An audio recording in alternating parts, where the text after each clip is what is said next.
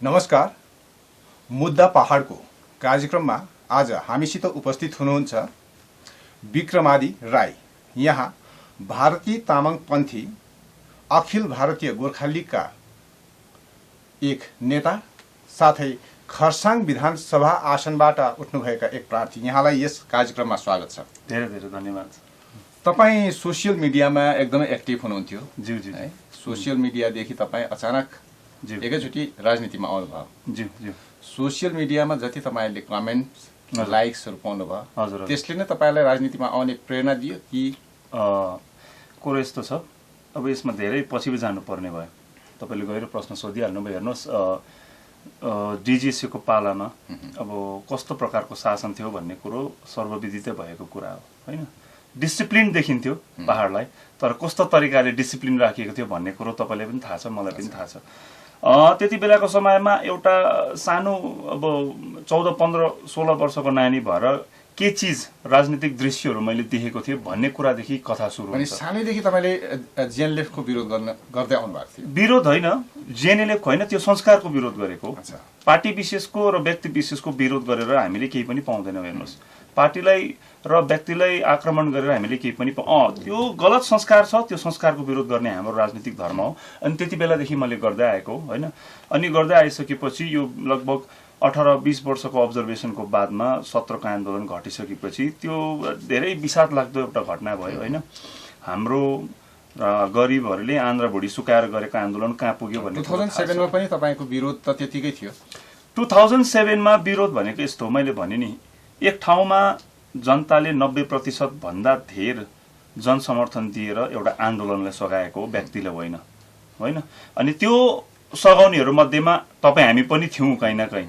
अनि भनेपछि तर अब त्यो 2010-9 हुँदै गइसकेपछि हामीलाई थाहा भएन यथार्थ। त्यो थाहा भइसकेपछि त्यसको विरोध थियो। त्यो पनि कुसंस्कारै हो। जनतालाई उन्मुक्तिको सपना देखाएर फेरि यता आएर चाहिँ अर्कैपट्टि लाग्ने, त्यो पनि कुसंस्कार हो। भनेपछि तपाईँ सोसियल मिडियामा जति एक्टिभ हुनुहुन्थ्यो, है, सोसियल मिडियामा धेरै तपाईँले लाइक्स एन्ड कमेन्ट्सहरू पाउनुभयो। त्यसले गर्दा तपाईँ राजनीतिमा पनि आउनुभयो। जस्तो राजनीतिमा आउनुभयो, तपाईँ यथार्थको राजनीतिमा आउनुभयो, त्यस्तै गोर्खा लिगमा 4 फ्याक भयो नि। हजुर हजुर। कतिको साह्रो रहेछ यथार्थ र भावनाको राजनीति, या त भावनाको यो जुन चाहिँ खेल छ। हेर्नुहोस्, हामीले नयाँ संस्कारको कुरा गर्दैछौँ, होइन? जुन चाहिँ राजनीतिक स्थापित राजनीतिक कुसंस्कार छ, त्यसले हाम्रो समाजलाई कति दुर्गतितिर लाँदैछ भन्ने कुरो तपाईँलाई पनि थाहा छ, मलाई पनि थाहा छ, सबैजनालाई थाहा छ।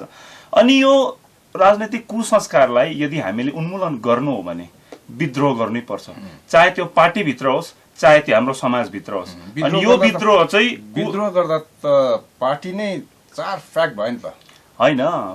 5 फ्याक भयो भने केही फरक पर्दैन नि। हामीले के चिजको लागि लड्दैछौँ, हामीले कुन सपना र भिजन बोकेर हामी काम गर्दैछौँ भन्ने कुरो चाहिँ महत्त्वपूर्ण हो। पार्टी 10 फ्याक हुन्छ, 15 फ्याक हुन्छ, त्यसमा कुनै महत्त्व राख्दैन। हामीले पार्टीभित्र पसिसकेपछि पार्टीलाई हाम्रो राजनीतिक धरोहर मानेर पसेका हौँ र यसको संरक्षण हुनुपर्छ। यसले फेरि एकपल्ट जनहितमा काम गर्ने एउटा अवसर पाउनुपर्छ। पार्टी यसरी टुक्रा टुक्रा हुँदा पार्टीको लागि भलो हुन्छ र? पार्टी होइन, हामी जातिको भलो गर्न आएको नि त। अच्छा, पार्टी जेसुकै होस्, पार्टी चाहिँ बलियो हुनु पर्यो। र पार्टी बलियो कति बेला हुन्छ भन्दा त्यसको जति पनि कच्चा खाँबोहरू छ त्यो फेर्नु पर्यो। अनि कच्चा खाँबोहरू फेर्ने क्रममा कच्चा खाँबोलाई निकालेर फ्याँक्नै पर्ने हुन्छ। हेर्नुहोस्, पुरानो खाँबो भनेको कच्चा हुन्छै हुन्छ। जुन जुन कच्चा खाँबो छ त्यो खाँबोलाई निकाल्छौँ, नयाँ पिलर लगाउँछौँ, पार्टी बलियो हुन्छ। अनि त्यही बलियो पार्टीले मात्रै जनहितमा काम गर्न सक्छ, जातिक हितमा काम गर्न सक्छ, क्षेत्रको हितमा काम गर्न सक्छ। तपाईँ पोलिटिकल यो पोलिटिक्स, दार्जिलिङ पहाडको पोलिटिकल हिस्ट्री निकै ज्ञान राख्नु भएको छ, है? तपाईँले धेरै अगाडिदेखि नै पोलिटिक्समाथि ध्यान दिँदै आउनु भएको छ र अहिले त यथार्थमा तपाईँ राजनीतिमा नै आइहाल्नुभयो। तपाईँलाई यो पोलिटिक्स, दार्जिलिङ पहाडमा चलिरहेको पोलिटिक्सको कहाँनिर कुन चाहिँ चिज चाहिँ मन नपरेर तपाईँले गोर्खा लिगमा आउने निर्णय गर्नुभयो? एउटा पर्टिकुलर कुरा होइन, मैले राजनीतिक कुसंस्कारभित्र के पर्न सक्छ, शैक्षिक जुन चाहिँ पतन हुँदैछ, सामाजिक पतन हुँदैछ, राजनीतिको स्तर विस्तार गर्दै घट्दै जाँदैछ, होइन? सबै चिजहरू, जुन चिजहरू दुर्गतितिर लाग्दैछ, हाम्रो समाजको विभिन्न पाटोहरू, आध्यात्मिक पाटो भयो, आर्थिक पाटो भयो, अनि राजनीतिक पाटो भयो, होइन? धार्मिक पाटो भयो, सबै चिजहरू दुर्गतितिर जाँदैछ भने एक हिसाबमा एउटा चिज चाहिँ रेस्पोन्सिबल छ त्यसको लागि, त्यो चाहिँ हाम्रो राजनीतिक अवस्थिति। अनि त्यसलाई ठिक गर्नको निम्ति हामीले यो कुसंस्कारलाई उन्मूलन गरेर एउटा नयाँ संस्कार बसाल्नु पर्ने हुन्छ, जुन संस्कारमा अभाव नहोस्। नयाँ संस्कारको लागि तपाईँ जस्तो प्रकारले प्रचार अभियानमा अगाडि बढिसक्नु भएको छ, जनताले कस्तो रेस्पोन्स गर्दैछ? हेर्नुहोस्, जनताको के छ, हाम्रो समस्या भनेको ठुलो समस्या छ। कुरा चाहिँ गर्छौँ हामी उन्मुक्तिको, माटोको, अलग राज्यको। हाम्रो नेताहरूले बुनियादी खाँचो धरि पुरा गरिदिएको छैन। किनभने बुनियादी खाँचो पुरा गर्नको निम्ति बुनियादी खाँचो पुरा गर्ने जुन चाहिँ संस्था छ त्यो संस्था हो पञ्चायती। भोलि तपाईँ विधायक बनेर गयो भने त्यो बुनियादी जुन चाहिँ खाँचोहरू छ त्यो पुरा हुन सक्छ? मेरो क्षेत्रमा पुरा गर्नको निम्ति त म भरपुर कोसिस गर्छु, त्यो सम्भव पनि छ। हेर्नुहोस्, 2 स्तरीय पञ्चायत सम्भव छ, किनभने त्यो 2 स्तरीय पञ्चायत संविधानले रोकेको होइन। तर राज्य सरकार र जुन चाहिँ क्षेत्रीय व्यवस्था छ त्यसले नै रोकिएको जस्तो देखिँदैछ। अन्त रोकिरहेको छ, उनीहरूको स्वार्थमा रोकिएको छ। तर तपाईँ एक्लोको प्रयास कतिको सफल होला? त्यो लबी पोलिटिक्स भन्नेमा हामीले धेरै ध्यान दिनुपर्छ त्यसमा चाहिँ। किनभने 2 स्तरीय पञ्चायत गराउन लागि म एक्लै विधायकले गएर त्यो के अरे विधानसभामा विधान पास गर्नुपर्ने होइन, मैले गएर सरकारसँग लबी गर्नु पर्यो। किनभने त्यो त संविधानले दिएको कुरो हो। त्यहाँ विधानसभामा गएर मैले मेजोरिटीमा भोटिङ गराएर चाहिँ त्यसलाई पास गराउनु पर्ने कुरो होइन 2 स्तरीय पञ्चायत। मैले सरकारसँग लबी गर्नु पर्यो, सरकारलाई सम्झाउनु पर्यो, बुझाउनु पर्यो यो भएको छ भनेर। यहाँको तथ्यहरूलाई राम्रोसँगले अगाडि राख्यौँ भने त्यो कुरो सम्भव छ, 100% सम्भव छ। ठुलै पार्टीको एकजना विधायक एमएलए बनेर गएपछि उहाँले नै भन्नुभएको छ कि त्यहाँनिर गएर केही हामी कामै गर्नु नसक्ने रहेछौँ भने। त्यो उहाँको पर्सेप्सन हो, विक्रमादि राईको पर्सेप्सन होइन त्यो उहाँले भन्नुभएको, मैले भनेको होइन। तपाईँ गर्न सक्नुहुन्छ? सकिन्छ, कसरी सकिन्छ भन्ने कुरो भन्दै नि, मेजोरिटी चाहिँदैन नि, मैले भनिदिइहालेँ। विधानसभामा गएर विधान पारित गर्नुपर्ने कुरो होइन 2 स्तरीय पञ्चायत ल्याउनु भनेको, लबी गर्नु पर्यो, सरकारलाई मैले भनिहालेँ सम्झाउनु पर्यो। आफ्नो जुन चाहिँ पोलिटिकल एउटा के भन्नु त्यो स्ट्रेङ्थ छ, आफूले लबी पोलिटिक्स गर्नुपर्ने जुन चाहिँ कुटिलता छ त्यो कुटिलता बोकेर गयो भने सरकारले सुन्छ हामीलाई, किन सुन्दैन? पक्कै पनि सुन्छ। अनि त्यो सुनेर चाहिँ ल्याउनु पर्ने कुरा 2 स्तरीय दार्जिलिङ पहाडको नेताहरूको कहिले पनि कुरा सुन्दैन भन्ने एउटा छ नि, त्यसले गर्दा घरिघरि दार्जिलिङमा तातिरहन्छ दार्जिलिङ पहाडको राजनीति। किन सुन्दैन भन्नुहोस् न? 600 करोडको व्यवस्था दिन्छ राज्य माग्नेलाई, 6000 करोडसम्मको राज्य माग्नेलाई 600 करोडको व्यवस्था चलाएर हेर्ता भनेर दिन्छ। 600 करोड पाउनु बित्तिकै सिन्टेक्समा पैसा भेट्छ, हतियार स्मग्लिङ गरेको भेट्छ। कसरी पत्याउनु त्यस्तो मान्छेलाई? राज्य र केन्द्रले पत्याउँदैन। हाम्रो सिन्टेक्समा पैसा भेटेको छैन अघि, हाम्रो हतियार स्मग्लिङमा हाम्रो केस छैन, हाम्रो पत्याउनु पर्छ। पछि गएर तपाईँहरू पनि त्यही टाइपले काम त गर्ने? यो चाहिँ तपाईँको हाइपोथेटिकल क्वेसन भयो। पछि गएर केही पनि हुनसक्छ, भोलि म मर्नु पनि सक्छु, मदन तामाङ हत्याकाण्ड दोहोरिनु पनि सक्छ। यो यस्तो कुराहरू छ। त्यो कुरा तालीको भूमिकामा जुन भूमिका राजनीतिमा भन्ने जुन चाहिँ तपाईँको एउटा कुरा छ नि, भने तपाईँ त्यो तालीकै राजनीतिमा अगाडि बढ्नु हुँदैछ? होइन, ताली यस्तो हो, ताली गाली चाहिँ के हो भने हेर्नुहोस्, ताली संवेदनशील हुनुपर्छ भनेर वकालत गरेको छु मैले। ताली भनेको संवेदनशील हुनुपर्छ। अब हामी अलग राज्यको लागि लड्दैछौँ, एकजना व्यक्ति आएर बङ्गाल विभाजन होवेन भन्दाखेरि ताली बजाउनु त असंवेदनशील भयो नि त, त्यसलाई प्रतिवाद जनाउन सक्नु पर्यो नि त, हो किन भन्नुहोस् त? अनि त्यो ताली चाहिँ संवेदनशील हुनु पर्यो, ताली बज्नु पर्छ। गालीको त कुरा गरेको छैन त्यो ठाउँमा, मैले त्यो भिडियोमा खालि ताली संवेदनशील हुनुपर्छ भन्ने वकालत गरेको छु। ताली चाहिँ संवेदनशील गरौँ भन्ने मेरो वकालती हो। गोर्खालीबाट नि एउटै पार्टीबाट 2-2जना क्यान्डिडेट छ, दार्जिलिङमा 2जना छ, खरसाङमा 2जना, सम्भवत कालिम्पोङमा छैन, 1जना मात्रै छ। हजुर है। यस्तो अवस्थामा तपाईँहरूले कसरी जनतालाई बुझाउन सक्नुहुन्छ हामीलाई भोट देऊ, अर्को गोर्खालीको लागि होइन भनेर? होइन, यस्तो हो, यसमा टेक्निकल कुरा गर्छु। इलेक्सन कमिसन अफ इन्डियाले भर्खर एउटा चिठी हामीलाई पत्रचार गर्नुभएको छ एउटा, त्यसमा लेखिएको छ कोही पनि ओरिजिनल अफिस बिहेयर छैन रहेछ अहिलेसम्म। जसले अब घोषणा नै गरी हिँड्दै थिए म पुरानो मेरो मात्रै नाम छ भनेर, त्यो हास्यास्पद लाग्यो कि त्यो चिठी पढिसकेपछि। यस्तो अफिस बिहेयर कोही रहेन रहेछ अहिलेसम्म ओरिजिनल। त्यस कारणले गर्दा इलेक्सन कमिसन अफ इन्डियाले पनि अब तपाईँहरूले इन्डिपेन्डेन्ट लड्नुपर्छ भन्नुभयो। र अब फिल्डमा अहिले तल चिनेको, ग्रामीण स्तरमा जनताले चिनेको गोर्खाली कुन चाहिँ छ तपाईँ मान्नुहोस्? तपाईँले गोर्खाली भनेर भोट माग्नु हुँदैन? गोर्खाली भनेरै माग्छौँ, तर गोर्खाली समर्थित स्वतन्त्र उम्मेदवार भनेर माग्नु पर्यो। भारत तामाङपन्थी गोर्खा। अर्को लक्षणपन्थी गोर्खाली जो छ उहाँले पनि त्यसरी नै मागिरहेको छ नि त भोट त। अब त्यो चाहिँ उहाँहरूको विषय हो नि, कसले आफूलाई जनताको अगाडि। जनता कन्फ्युज हुँदैछ नि यहाँनिर। कन्फ्युज भएको छैन।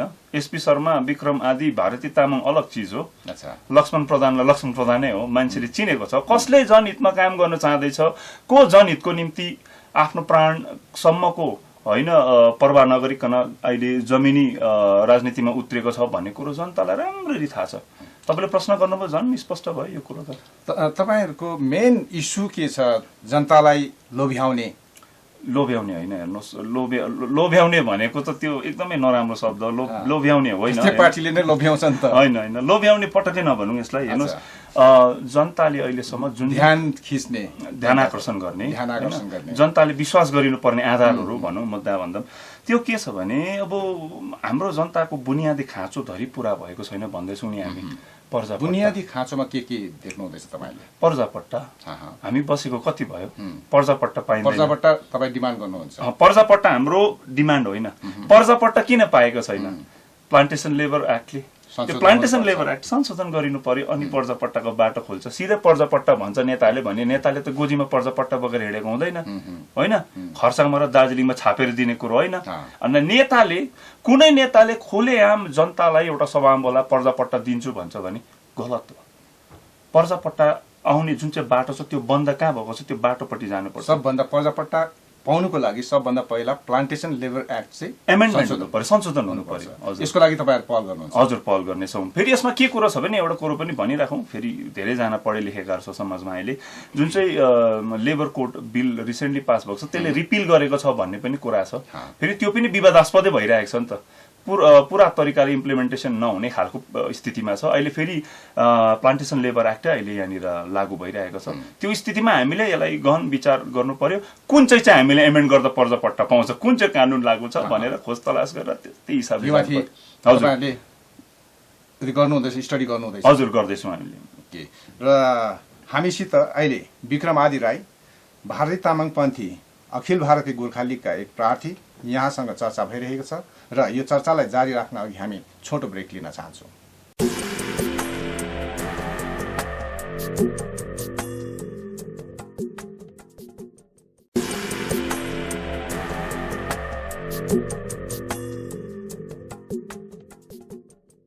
पुनः स्वागत छ र हामी चर्चा गरिरहेका छौँ विक्रम आदि राईसित। र तपाईँहरूको जुन मेनिफेस्टो छ या तपाईँहरूको इस्यु छ, यसमा गोर्खाल्यान्ड छ कि छैन? गोर्खाल्यान्ड हेर्नुहोस्, यहाँ 11 नम्बर जुन चाहिँ हाम्रो एउटा इस्यु छ, मुद्दा छ, त्यो छ बङ्गाल सरकारले अहिलेसम्म 60 देखि 70 वर्षसम्म जुन चाहिँ प्रशासन यहाँ चलाए त्यसको असफलता। अच्छा, हेर्नुहोस्, त्यो असफलताको चर्चा गर्छौँ भनेर हामीले त्यहाँ लेखेका छौँ। त्यो चर्चा किन त? यदि यस्तो 4वटा अन्तर्राष्ट्रिय सीमालाई सम्हालेको अनि देशलाई 7वटा उत्तर पूर्वीय राज्यहरूसँग जोड्ने यो संवेदनशील क्षेत्रलाई जिम्मा लगाएको छ बङ्गाल सरकारलाई 1954 मा भनेदेखि त्यहाँदेखि यता लगभग 60 र 70 सालको अवधिभित्रमा कति अशान्ति भयो, यहाँ कति राजनीतिक हत्यारा भयो, हजुर, अनि कति उथुलपुथुल भयो। त्यो उथुलपुथुल हुनुमा र यहाँको प्रशासनिक असफलतामा को जिम्मेवार छ? बङ्गाल सरकार छ। हामीले यहाँ स्थानीय नेताहरूलाई नदोसाउँदा हुन्छ, बङ्गाल सरकारकै अन्डरमा हो नि त।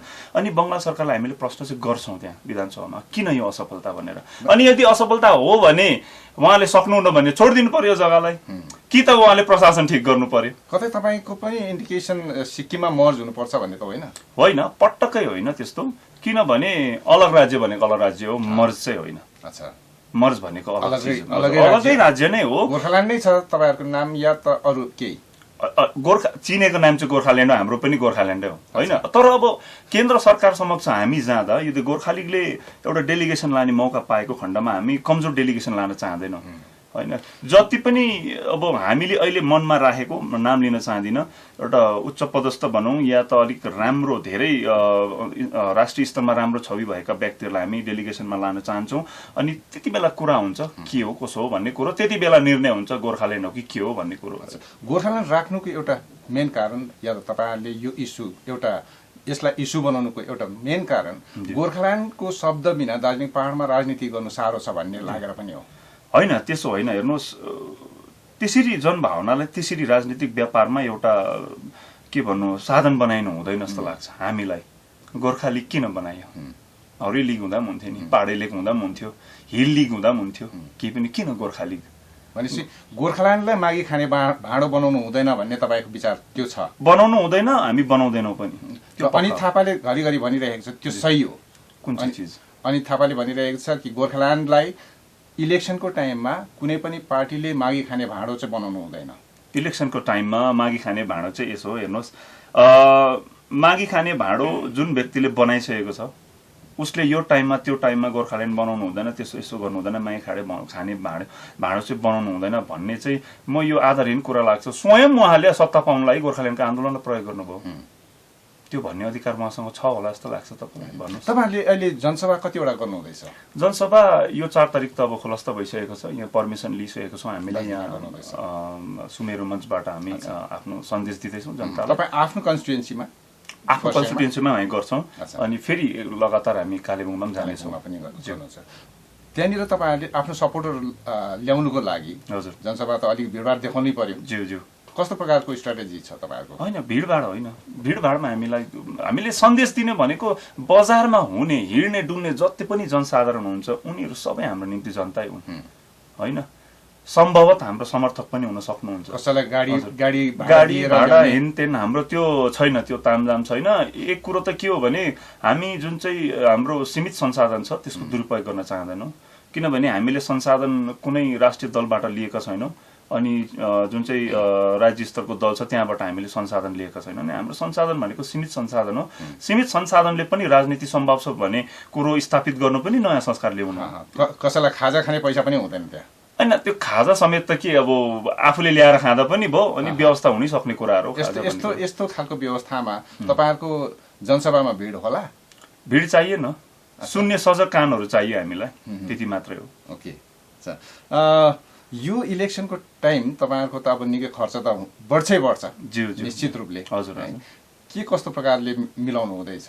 यस्तो त तपाईँले भनिहाल्नु भयो कि कुनै बाहिरबाट आउने केही त्यस्तो व्यवस्था त छैन भनेर भन्नुभयो, आफै कस्तो प्रकारले मिलाउनु हुँदैछ? सीमित संसाधन भने नि आफ्नो हिसाबले जति आफ्नो ल्याकत छ त्यही हिसाबले मिलाउँदैछु, त केही पनि छैन, त्यही हो।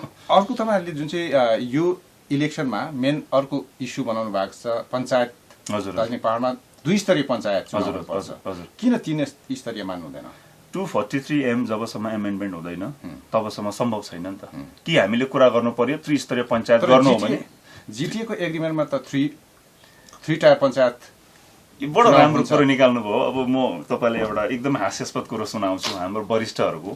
मैले कसै व्यक्तिलाई मैले के भन्नु अब प्रहार गरेको होइन, यो चाहिँ जिटिए थाप्दाखेरिको परिस्थिति हेर्नुहोस्। जब 88 मा सम्झौता भयो त्यो डिजिएससी सम्झौतालाई कहाँनिर राख्यो संविधानमा? संविधानलाई संशोधन गरेर 243M मा राखियो, त्रिस्तरीय पञ्चायतसँग पावर जुझिन्छ भनेर त्रिस्तरीयले हटाएर डिजिएससी राख्यो। अब त्यस्तै तरिकाले अब हामीले त्यत्रो 20 साल चाहिँ बस्यौं, राजनीति गर्यौं होइन, जेएनएलएफले चलायो, अनि हामीले धेरै कुरो सिक्नु पर्ने थियो। हाम्रो 88 को भन्दै स्तर घटेर गएछ। अब जिटिए थापिसकेपछि एमेन्डमेन्ट गर्नु पर्यो कि परेन? डिजिएससी लाई हटाएर त्यहाँनिर जिटिए राख्नु परेको परेन? अब जिटिए थापेर त्यो नाच्दाखेरि यति साह्रो व्यस्त भयो, त्यो नचाहिर खुसी मनाउनुमा हर्षोल्लासमा यति चुर्लुमै डुबे नेताहरू संशोधन गर्नै बिर्स्यो। अन्त संशोधन नभएपछि त्यो जिटिएमा चाहिँ त्रिस्तरीय पञ्चायत लेखेको होस् कि नलेखेको होस् फरकै पर्दैन। त्यो सबै सरकारको इच्छा शक्तिमाथि भर पर्ने कुरो हो। हेर्नुहोस्, यो 243M नहटिन्जेलसम्म चाहिँ बङ्गाल सरकारकै इच्छा शक्तिले पनि केही हुँदैन, त्यो संशोधनै हुनुपर्छ। कि त्यहाँ जिटिएलाई राख्नु पर्यो, जिटिए अन्तर्गत त्रिस्तरीय पञ्चायत गराउनु हो भने होइन, कि त 2 स्तरीय पञ्चायतमा जेसुकै होस्, 3 स्तरीय होस्, 2 स्तरीय होस्, तर चुनाव होस् कि नहोस् मतलब छैन। कुन विषयमा?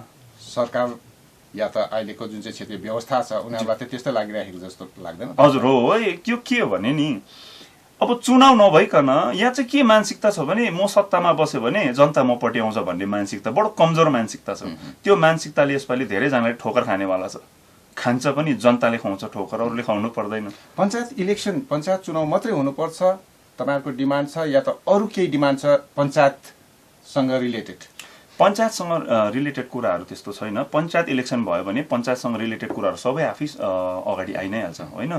सबैभन्दा रिलेटेड कुरो त के भन्दाखेरि 1 स्तरीय 2 स्तरीय दुईटै पञ्चायती जब इलेक्सन हुन्छ, जिटिए को जुन चाहिँ पावर छ त्यो विकेन्द्रित हुन्छ। विकेन्द्रित भइसकेपछि जिटिएले आफ्नो जुन चाहिँ कार्यक्षेत्र छ त्यसमा मात्र काम गर्नुपर्ने हुन्छ। उसले बिडिओ को काममा यो खण्ड स्तरीय काम जति पनि कामहरू हुन्छ पञ्चायतको त्यसमा इन्टरफेयर गर्नु पाउँदैन, त्यहाँ हाम्रो रिप्रेजेन्टेटिभ हुन्छ।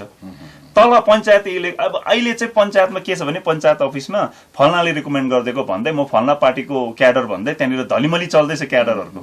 त्यो जिटिएमा सत्तासीन दलको क्याडरहरू नि रगरगी छ क्या पञ्चायतमा। तर त्यहाँ पञ्चायत चुनाव एकपल्ट भइसकेपछि त इलेक्टेड मेम्बर हुन्छ, त्यो इलेक्टेड बडी हुन्छ, उसको रगरगी हुने कुरा आएन होइन, फेरि पावर विकेन्द्रित हुन्छ।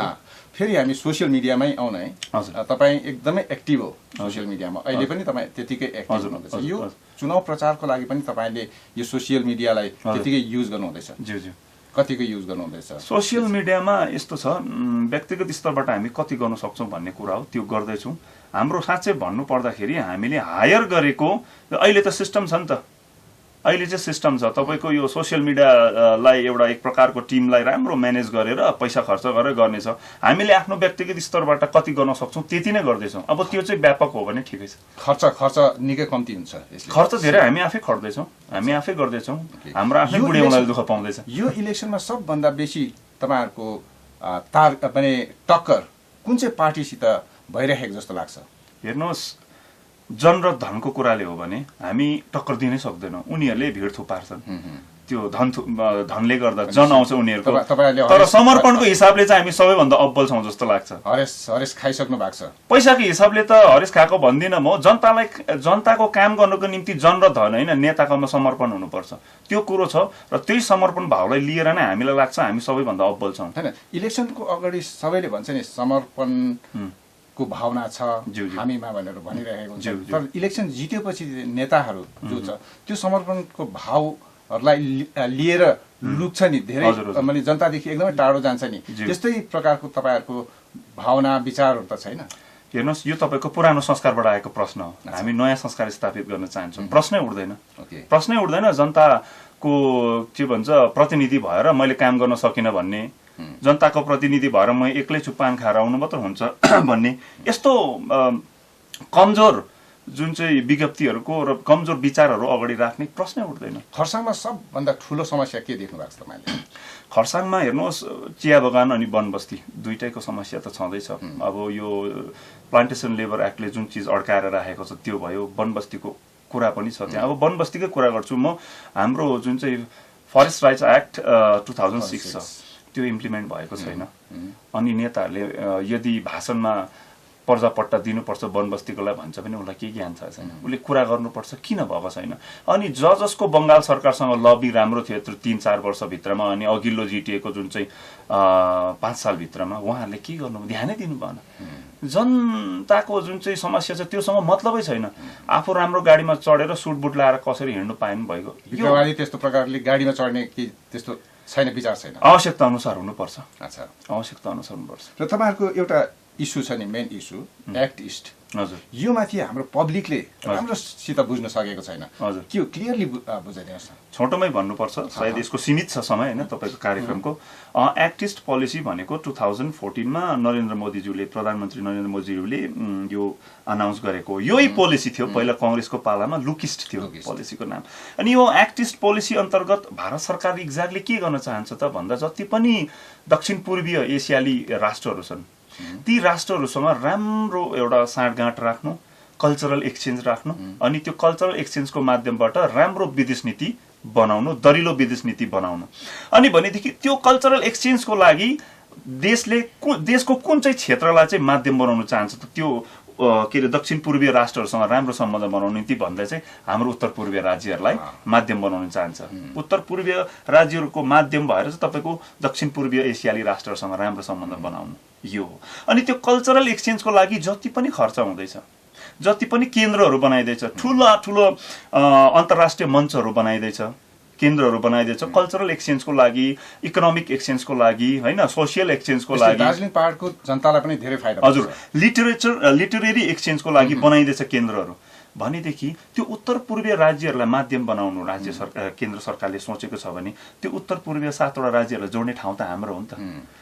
भन्नुको मतलब हाम्रो ठाउँ एक हिसाबले दक्षिण एसियाली राष्ट्रहरूसँग जोड्ने, भारतलाई जोड्ने एउटा महत्त्वपूर्ण ठाउँ हो। यो ठाउँमा त्यो केन्द्रहरू आउनुपर्छ भने त्यो केन्द्रहरू आइसकेपछि हाम्रो युवाहरूको निम्ति चाहे कुनै पनि फिल्डबाट बिलोङ गरोस्, म्युजिक, डान्स, लिटरेचर, होइन, इकोनोमिक, अनि यो इन्टरप्रेनर, होइन बिजनेस, यो सबै प्रकारको युवाहरूले चाहिँ त्यो एउटा अन्तर्राष्ट्रिय मञ्च पाउनेछन्। अनि त्यो एक्टिस पोलिसीको केन्द्र चाहिँ दार्जिलिङ जिल्ला, कालिम्पोङ जिल्ला अनि सिलगढीमा कहीँ न कहीँ बनिनु पर्छ। यसलाई हेरेर पनि गोर्खा लीगलाई हजुर ज्यू यसकै लागि पनि ज्यू ज्यू ज्यू तपाईँ जनतालाई आज यो कार्यक्रम हेरिराख्नु भएको हाम्रो जति पनि जनता छ ज्यू उहाँहरूबाट ज्यू भोटको लागि कसरी अपिल गर्नुहुन्छ?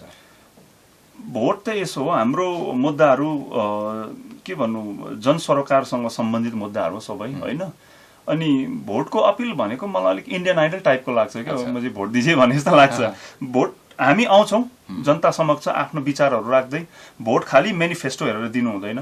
मेनिफेस्टोकै हिसाबले त 52वटा मुद्दा बोक्न मेनिफेस्टो हाम्रो भन्दा गकिलो हो नि। अनुहार पनि हेर्नु हजुर, अनुहार होइन योग्यता पनि हेर्नु पर्यो होइन। अनि सबैभन्दा ठुलो मेसेज चाहिँ, किनभने म र मेरो पार्टीले नयाँ संस्कारको कुरा गर्दैछ, त्यो संस्कारमा म 2-3 लाइनमा नै म क्लियर गर्न चाहन्छु। यो सन्देश चाहिँ नेताहरूको लागि हो। जनता सचेत छैन, नेतालाई सुधार्नु पर्ने स्थिति छ होइन। धनीहरूको गोटी भएर होइन, गरिबहरूको रोटी भएर राजनीति गरौँ होइन। शोषकहरूको हतियार भएर होइन, शोषितहरूको अधिकार भएर राजनीति गरौँ, यति मात्र सन्देश दिन चाहन्छु। यो इलेक्सनमा यो नारा निकै गुन्जाउनु हुँदैछ होइन, यो आजको निम्ति मात्रै हो।